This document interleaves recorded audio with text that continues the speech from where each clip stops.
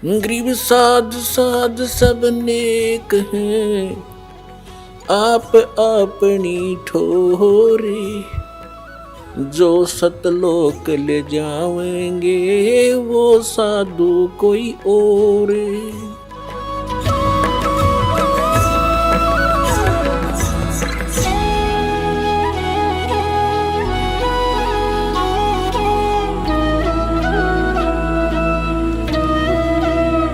तो प्रसंग था कि परमात्मा ने आकर के यहां बताया है कि पुण्यात्मा तुम गलत स्थान पर फंस रहे हो, आप यहां के वासी नहीं हो, ये आपका स्थायी स्थान नहीं है। और आपको भी पता इस बात का तो स्थायी नहीं है। इसका विकल्प ये है कि जितने आप हो, आपके बच्चे, रिश्तेदार, रिलेटिव, उनको पूरी तरह समझाने की चेष्टा करो।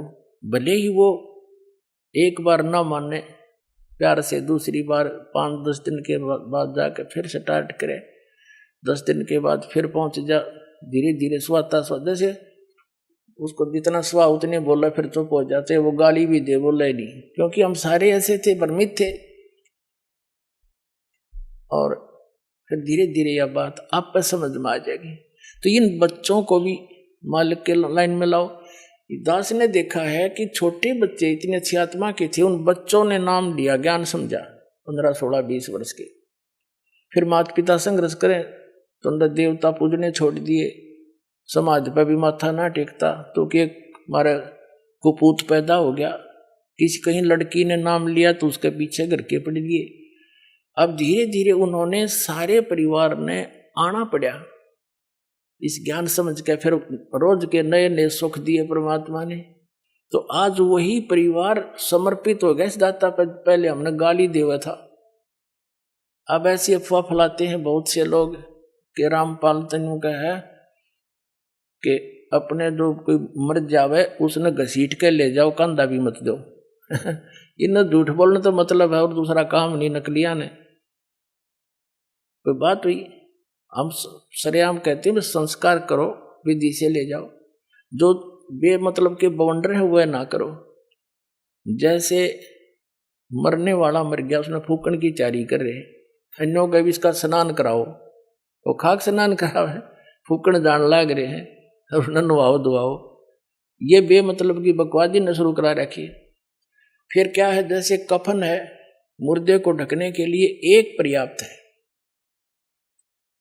अब क्या परंपरा बना रखी है, आसपास के जितने भी व्यक्ति होंगे, घर हैं जैसे उसके 10-20 घर हैं आसपास के कुल के लोग, तो 10 से के 10 चादर डालेंगे उसके ऊपर और उन्हें फिर फूकने जाएंगे। ये बात हुई है, ये एक्स्ट्रा वेजेंस मतलब की बकवाद। एक कफन डालो, तो हमारे विरोधियों ने क्या अफवाह फैला रखी थी कि रामपाल तनु का कफन भी मत डालो।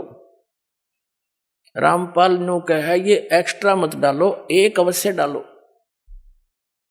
ये तो चादर भी डालने तो नट है, बुढ़िया मर जाओ उस पास की 20 चुंदड़ी डालेंगे, 20, एक बतेरी ढक के ले जाना, फूक का आना है। बता क्या मतलब है ये।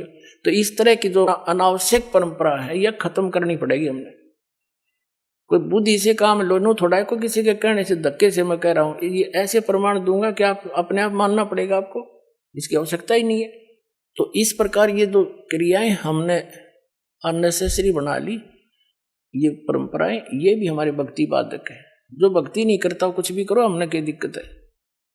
जो डॉक्टर के ट्रीटमेंट के अंडर है तो डॉक्टर उसी के लिए परहेज बताता है।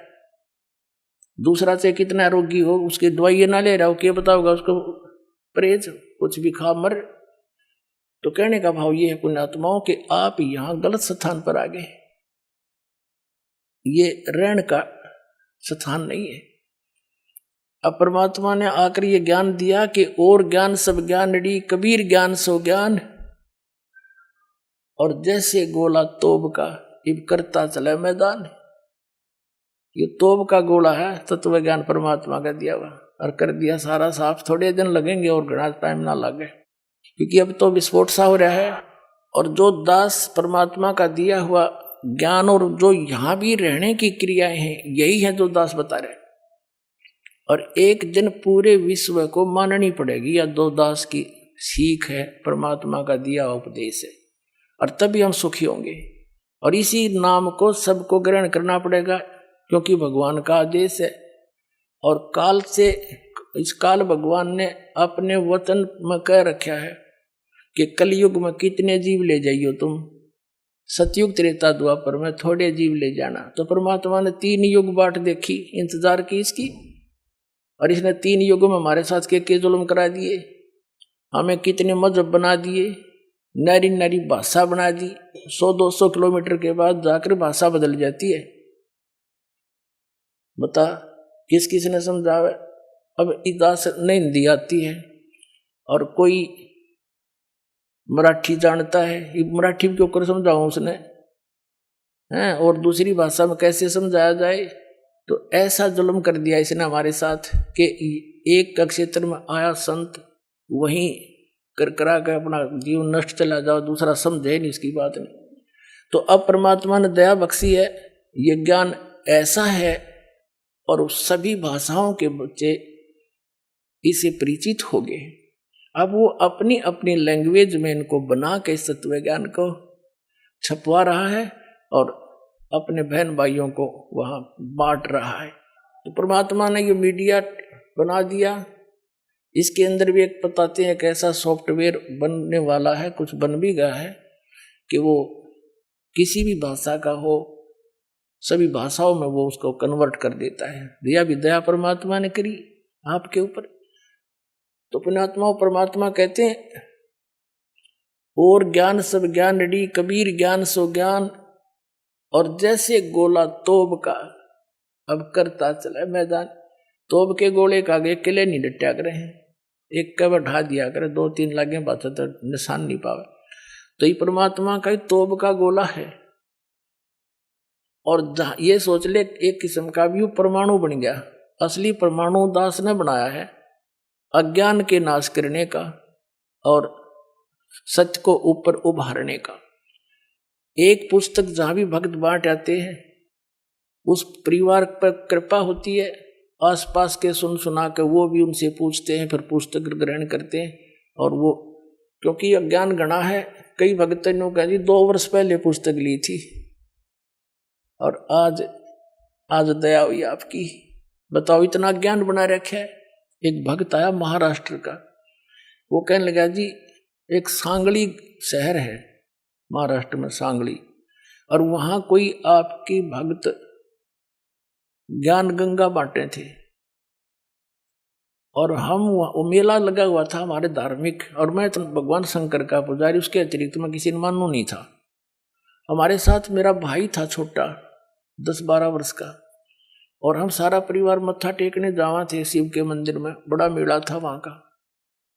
वह पुस्तक बेच रहा था, तो उसमें लिखा हुआ था कौन ब्रह्मा का पिता है, कौन विष्णु की माँ, ये ऐसे ऐसे। वो छोटा भाई जाकर हमसे पिता नहीं कैसे पहले वो लेने चला था, मैंने मना कर दिया कि ना ये तो बकवास लिख रखी है ना।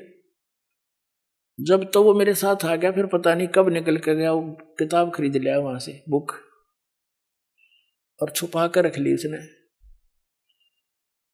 जब मैं गाड़ी से उतरने लगा, तब देखा मैंने वो पुस्तक ले रहा हाथ में, उसे मैंने छीन ली और मेज पर उल्टी रख दी कि इसके दर्शन भी नहीं करूं। वह रखी रही 2 महीने तक। एक बार मेरा कुछ ऐसी टेंशन बनी, कुछ ऐसे सर्कमस्टांस बन गए, मेरा सिर पाटन न हो गया, घनी टेंशन हो रही किसी बात की, और मैं बाहर बैठ गया चेयर लेके। थोड़ी देर में ध्यान आया, पुस्तक दिखी और रखी रखाई। मैंने सोचा इसने देखता क्या है, मैं लगा उस पुस्तक को पढ़ने।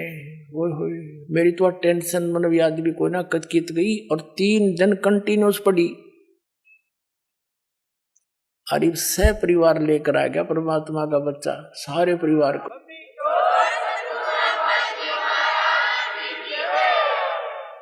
तो ये एक किस्म का परमाणु बन गया ये पुस्तक परमात्मा के ज्ञान की। अब वो उससे फिर रिश्तेदार में जाती है, वहां से ले गया सैकड़ों पुस्तक, सबको दूंगा एक एक, और प्यार से पढ़ाऊंगा, अपने कसम खाऊंगा, बताऊंगा सच्चाई क्या है, मेरे जैसे भ्रमित है सारे। तो पुण्यात्माओं, आप सबका दायित्व बनता है यो कि अपने भूला न राह बतावे। और पहले जब बताना, जब आपका विश्वास हो जाए कि दास सच्ची कह रहा है, ना भूल के भी इसका जिक्र ना करना जब तक आपका विश्वास ना हो। और विश्वास तो दास करा के छोड़ देगा, कोई बड़का का लेख है, भगवान के बताया हुआ ज्ञान इसमें इतनी भी मेन मेख नहीं पा सकती। और ये स्वीकार करना पड़ेगा, एक दिन आएगा। तारा मंडल बैठ कर ये चांद बड़ाई खावे, उदय भया जब सूरज का स्यों तारों छुप जावे।